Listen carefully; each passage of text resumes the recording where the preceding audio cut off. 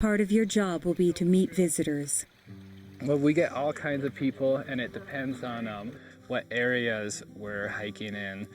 We get a lot of day use on some of our trails that have a destination, say within 6 miles. Then we get backpacking use, the typical backpackers of varying skill levels. We have several off-trail routes, a lot of climbing in our wilderness, both rock and alpine. We do get stock use. We get a hunting crowd during hunting season. We have a lot of alpine lakes in certain areas. It's amazing where those folks will go for the opportunity to catch some trout. Rafting and kayaking, river sports in general, technology is just changing, and a lot more people are out on the water. There's a lot more opportunities for ordinary people to get out and float the river, like we see all these families with kids out here. If it's 1 or 2 people day hiking, if they don't want to talk to you, say how you doing, have a nice day, and move on. If you see people with overnight packs, it's worth finding out where they're heading, making sure they understand the rules and regulations that may apply, and then making sure they've at least heard or understand some portion of the principles of leave no trace.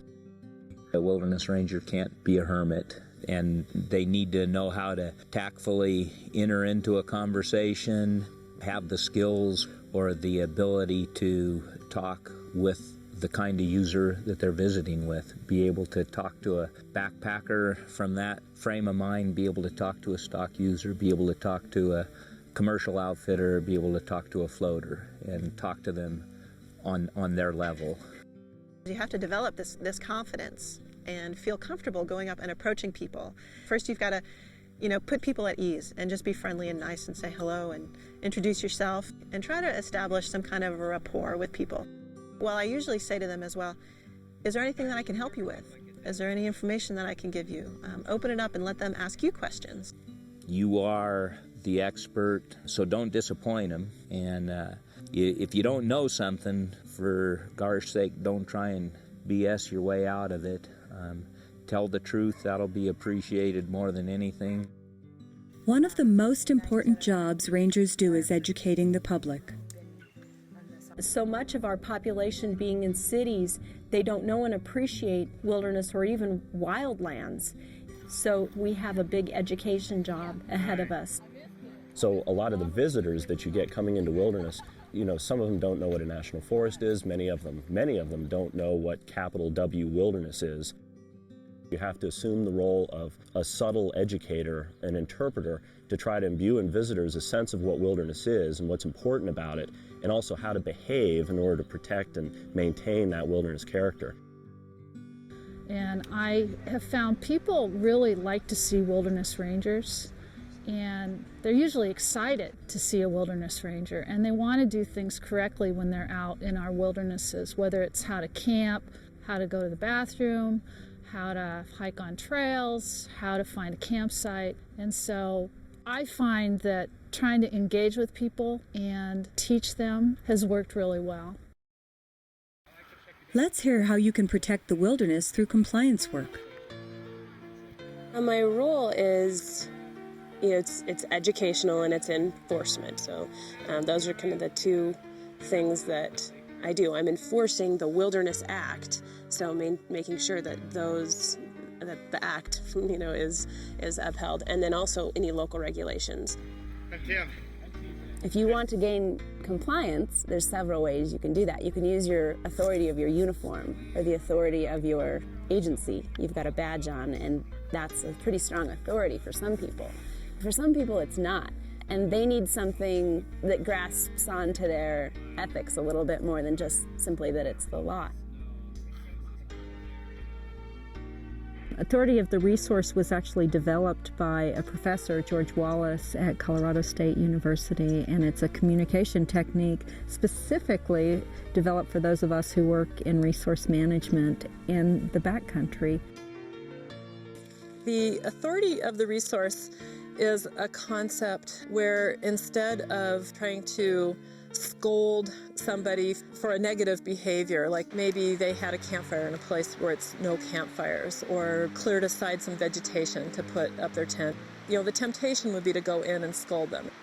What's a more positive way to handle it is to literally try to orient the person so you're standing side by side and looking at the problem together. So you're no longer confronting them face to face. You're now switching the orientation to the issue instead of the personality. And you're looking at the issue, which is the resource damage. And then we talk with them about what the appropriate behavior is and try to gain their compliance. Most wilderness rangers are often talking to visitors about is not camping along the lakeshore. Well, you can tell people that you can't camp within 200 feet of the lakeshore, and it's just because it's a regulation and that's the way it is. There's a much better way to approach that. In a desert environment, those water places may be the only place that wildlife has to come and get water at night. And if people are camped right along there, you're prohibiting them to get crucial water that they need. So talking about it in terms of why that regulation is in place, not that it's just a regulation, can be very helpful. Wearing the uniform is important, and wearing it well is important because it gives you, you're backed up by 100 years of history. And if you're wearing your uniform poorly or not wearing the uniform, I think it makes us all look a little less professional, and people are less likely to listen. While working in the backcountry, it's important to stay in contact with your unit. There are a number of ways rangers keep in touch. When the rangers sign out for their trips, we have a calendar. It's actually our sign-in, sign-out calendar where the rangers schedule their exact itinerary for the trip. And then day by day they call in. They have a daily check-in. So at any point, if someone came up missing, we would check to see where they last checked in from, and that would be our point where we would go begin a search. On this district, because of the concern for employee safety, we're making it mandatory that people that are going into places where radio transmission is non-existent, or it would be a day to get out, that they'll be carrying the satellite radios so that there really is 24-hour communication. And we've done a lot over the years to try to improve our communications, but we still have some significant dead zones.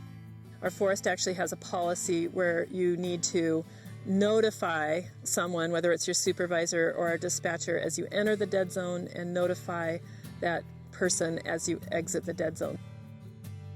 Most of your visitor contacts will be friendly and pleasant, but not all. Rangers may come in contact with potentially dangerous people. Let's listen to how you can protect yourself. Probably our biggest hazards in wilderness are more related to people than the natural setting. You don't really ever want to put yourself in a compromising position when you're talking to people. As you approach them on the trail, you want to keep a little bit of distance, respect their space, always observe before you approach any situation, and just make sure that, you can move out safely and quickly if you need to. Most contacts are going to be extraordinarily friendly, but you always want to put yourself in the best possible position. You guys notice that? Well, I always tell them I'm not traveling alone. I always say my partner is up at the lake or behind me, or I'm meeting the trail crew tonight. I went up to a lake, and I was planning on camping at that lake, and there was a couple of guys camped there, and they just gave me the heebie-jeebies. And so I just moved on and, hiked about 3 miles further and left them behind, and I was fine. You can come across poaching situations. You can come across folks that decide they just want to live in the backcountry and are setting up camp and building a cabin. And then even you get every now and then, the freak scenario where there's somebody who's running from the law, and there's, a pretty aggressive or violent person. And usually that's something you're going to pick up on real quickly. And if you ever do find yourself in a situation like that, that's a definite back out of, go away. Record whatever information I have, descriptive information, and then that's time to get on the radio or go back to the station and get your law enforcement officer.